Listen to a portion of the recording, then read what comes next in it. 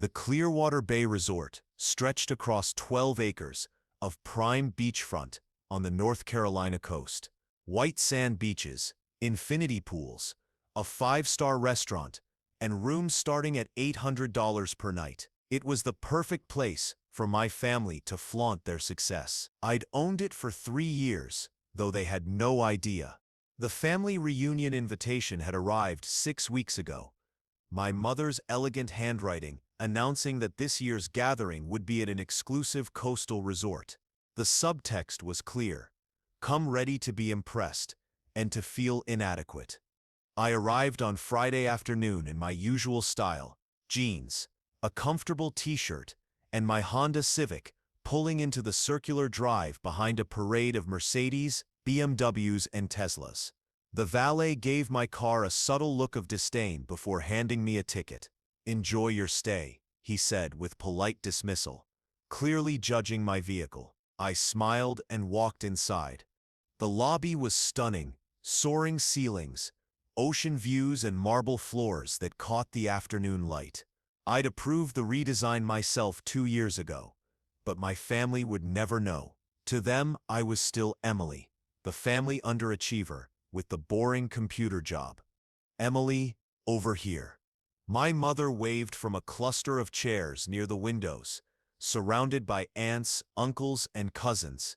Drinks in hand, they had already settled into the familiar family hierarchy. "There you are," Mom said, scanning my outfit with obvious disappointment. "We've been here since noon. Check-in was flawless. This place really knows how to treat guests. Beautiful, isn't it?" Aunt Sarah, always eager to compete with Mom, added, "We stayed in a resort in the Bahamas last month. Lovely, but this might surpass it. The rates alone tell you the caliber of guests they attract. $800 per night for a standard room," Mom said pointedly. "We're in an ocean view suite, $2,000 per night. Worth every penny," Uncle Harold added, swirling his whiskey. I settled into my usual role, the audience quietly observing the family perform their wealth and taste. "How was your drive, Emily?" Aunt Carol asked, making at least a small effort to include me. "Not bad, about 5 hours from the city." "Still in that tiny apartment?" Mom asked theatrically. "It works for me," I said evenly. Aunt Sarah, ever competitive, chipped in. "Data analysis still sounds boring." "It pays the bills," I replied. "Barely, I imagine," she said. "Tech jobs are so unstable these days." Harold was mentioning all the layoffs. "My company is doing fine," I said. "Your company?" Mom laughed. "Emily, you work for a company. You don't own one." I could have corrected her, explained that I founded Thomson Analytics 6 years ago, grown it to 47 employees, and worked with major East Coast investment firms.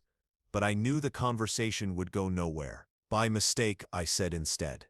The afternoon continued in its familiar pattern: aunts comparing designer handbags, uncles discussing golf handicaps and investments, cousins showing off jobs, apartments, and social lives.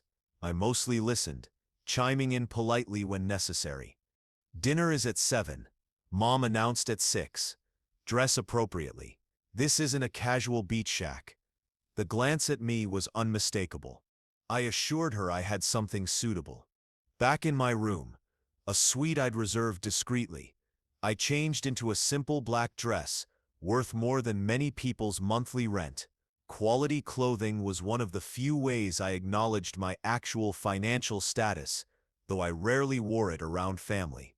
The main restaurant was as impressive as the resort itself: floor-to-ceiling windows, white tablecloths, and candlelight reflecting off crystal glasses. I'd hired the executive chef from a Michelin-starred Charleston restaurant, and the results were impeccable. My family had already gathered near the windows. Mom spotted me immediately.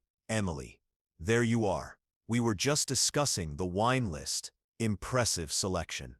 I sat at the far end of the table, next to cousin Michael, too absorbed in a work call to notice me. Uncle Harold held up a $200 Bordeaux. Quality you can taste. We should order several bottles. Let's split the cost, Aunt Sarah suggested. No need, Mom interjected. Those of us who appreciate fine wine can cover it. She glanced at me. The implication was clear. I wasn't expected to contribute. Water is fine, I said, which was true. Mom added, Emily is content with simple choices. Dinner arrived in elaborate courses, seared scallops, lobster bisque, dry-aged ribeye, deconstructed key lime pie. My family praised each dish with performative sophistication, Instagramming their meals. Normal people, Aunt Carol repeated with a laugh. Mom added with false kindness, not everyone has refined tastes. No shame in preferring simple food.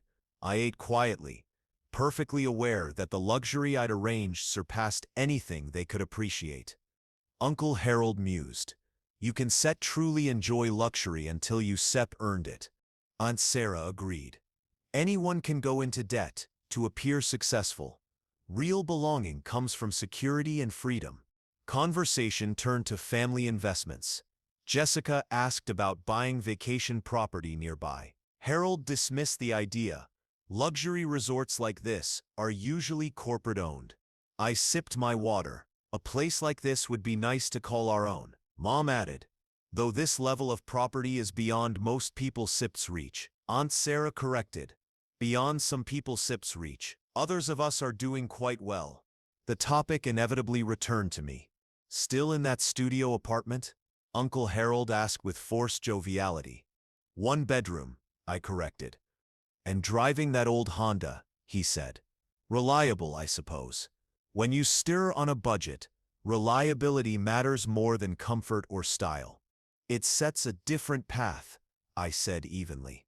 Aunt Sarah interjected, bluntly. It sets a lower path. Not everyone can be successful. Someone has to be average. Mom nodded slowly.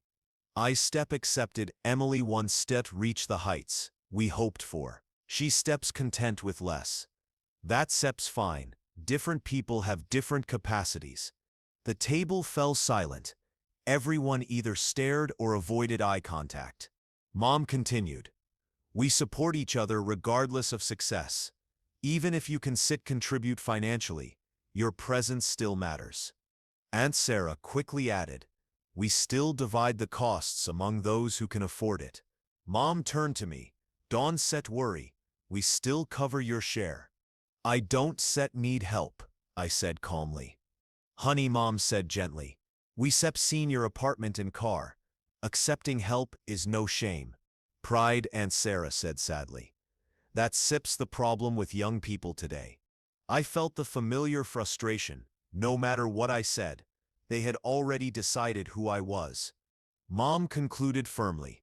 You don't still belong at this level yet. Maybe someday, if you make different choices, you still get there. But right now, you stir out of your depth. Aunt Sarah added, she should stick to a motel. Nothing wrong with that. They're perfectly adequate for someone in Emily's situation.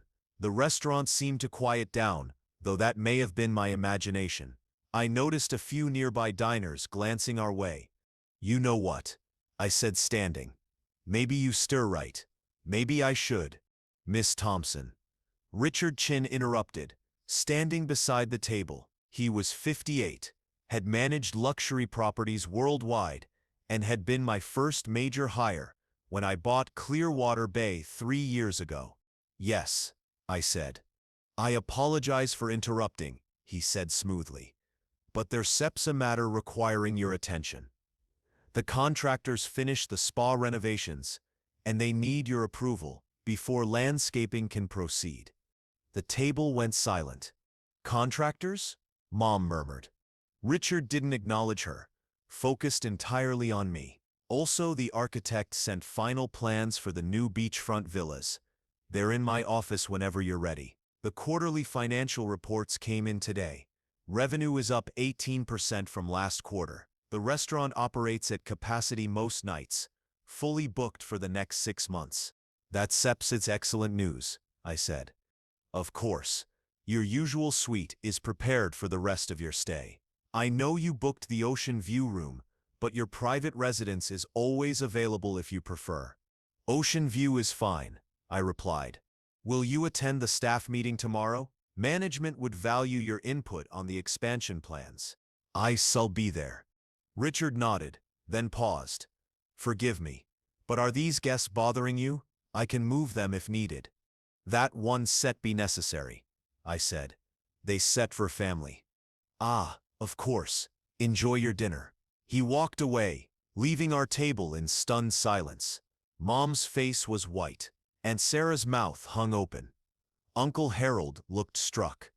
Emily, Mom whispered. What was that about? That was Richard Chin, I said calmly. He sets the resort director. He reports to me. Reports to you? And Sarah repeated. I own Clearwater Bay Resort, I said simply. I bought it 3 years ago. The renovations Richard mentioned are part of the expansion: 6 new beachfront villas, spa upgrades, and a private dining room for events. Silence stretched across the table. You own this place? Uncle Harold asked. Yes. The entire resort? Jessica asked. Phone forgotten. The resort? Beach. Restaurant. 12 acres. Purchased for $47 million in 2021, now valued at roughly $68 million, thanks to improvements and reputation. 47 million, Mom repeated faintly. The financing was straightforward. My company, Thomson Analytics, has been doing well. We provide financial modeling and data analysis for investment firms. I founded it 6 years ago with 2 employees. Now we have 47 staff and offices in New York, Charlotte, and Atlanta. Last year, revenue was $32 million. Aunt Carol stared, wide-eyed. Emily, why didn't you tell us? I tried, I said. But you had already decided I was a failure. Invitations to my company launch party were dismissed as boring. Discussions about property were mocked. Any mention of my work was ignored. You assumed I was failing, based on my apartment and car. The apartment? Mom repeated. I like my apartment. 15 minutes from my office. Efficient, minimal, practical. The car? Reliable. No need to impress anyone. The room rates? Aunt Sarah whispered. $800 per night for standard guests. I don't charge myself, obviously, but you assumed I stayed in a standard room and was struggling to afford it. Uncle Harold looked indignant. If you own this place, why let us think you were paying full price? I wanted to see, I said simply. I wanted to see if you treat me differently, based on assumptions about my finances. And you did. You spent the evening mocking my supposed poverty, offering help I didn't need, telling me I didn't belong. We didn't no, Mom protested. Exactly, I said. You assumed, judged, and treated me accordingly. But why not just tell us the truth? Aunt Carol asked gently. Would you have believed me? I asked. If I said, I own this resort, would you have thought I was delusional? The silence was my answer. I built something real, I continued. A successful company from nothing, invested wisely, bought a property I am passionate about, all without your help, approval, or knowledge, and all the while you assumed I was failing. We thought we were being supportive, Mom said weakly. Supportive? I repeated. You told me I don't belong at this level. You said I should stick to a motel. You spent years making me feel small, to feel big. The restaurant is quiet now. Other diners watching, some recording. What happens now? Uncle Harold asked. You finish your dinner. Meals are complimentary, of course. I comped all family meals for 3 years. Every visit, every spa treatment, every service. You been paying for us. Every visit? Aunt Sarah asked. Yes, I confirmed. Because despite everything, you still family. And I wanted you to enjoy yourselves, even if you didn't think I belonged here. Mom had tears now. Emily, I said, "I'm so sorry." "No," I interrupted gently. "You sit you're sorry you were wrong. That sip's different from being sorry for how you treated me. You made me feel inadequate for years, and enjoyed it. The only thing that sips changed is you now know I sip successful, so you must adjust your narrative." "That sep's not fair," Jessica protested. "Isn't it?" I asked. "5 minutes ago, you agreed I was average. Now that you know the truth, suddenly you apologize." No answer came. I stood, placing my napkin on the table. "Enjoy the rest of your dinner. Your rooms are paid for, but I still take my meals separately for the weekend." "Emily, please," Mom said, reaching for my hand. "We've been talking," I said quietly. "For years. You just haven't been listening." I walked away, aware of every gaze in the restaurant. Richard met me at the entrance. "Everything all right, Miss Thompson?" "Fine. Just a family matter. Thanks for the interruption." "They planned to pay for your dinner. Assuming you couldn't afford it," I added. "I see. Shall I arrange separate dining for the remainder of their stay?" "That one set be necessary. I subtle take my meals in my suite. They can have the restaurant. Please have Chef Marcus prepare something special." "Of course." I headed to the elevators, phone buzzing with apologetic messages from family. I turned it off. Back in the owner's residence, occupying the top floor, I stood by the window overlooking the ocean. Sunset painted the water orange and pink, the view I'd bought this place for. A reminder that some things are bigger than family drama and social hierarchies. Another buzz. "Aunt Carol. I stum proud of you, Emily. Always have been. Sorry I didn't say it more." I replied simply, "Thank you. That means something." A knock at the door revealed a room service cart, covered dishes, and a bottle of wine. "Compliments of Chef Marcus. Congratulations on a successful quarter," said the server. I smiled, thanked him, and opened the dishes. Pasta with fresh tomatoes and basil, roasted vegetables, and a slice of chocolate torte. No performance, no pretense, just food made for me. I ate on the balcony, stars emerging above the ocean. Tomorrow the management team meeting on expansion. Next week, Charlotte for client presentations. Next month, groundbreaking on new villas. My family would adjust, or they wouldn't. I'd keep building. The resort phone rang. Richard on the line. "Miss Thompson, your mother is requesting to speak with you." "Not tonight. She can leave a message. I still consider meeting tomorrow." "Also, several family members ask staff about you, ownership role, tenure. What did you tell them?" "The truth," Richard said. "Purchased Clearwater Bay 3 years ago. Personally overseen every renovation. One of the most hands-on owners I worked with in 30 years. "Thank you, Richard. Simply the truth. Good night, Miss Thompson." I returned to the balcony, chocolate torte half finished. By morning the resort staff would know the truth. The family who dismissed me had no idea who I really was. Vindication lingered, but mostly I felt tired. I'd built something meaningful. Jobs, experiences, investments, while those closest to me assumed failure. Perhaps that said more about them than me. My phone buzzed. Uncle Harold, offering to discuss investment partnerships. I deleted it. They still didn't understand. They thought knowledge of my success meant access to it. But they'd had years to be part of my life, and chose judgment instead. The ocean stretched dark and endless. Beyond the horizon, other properties, opportunities, dreams.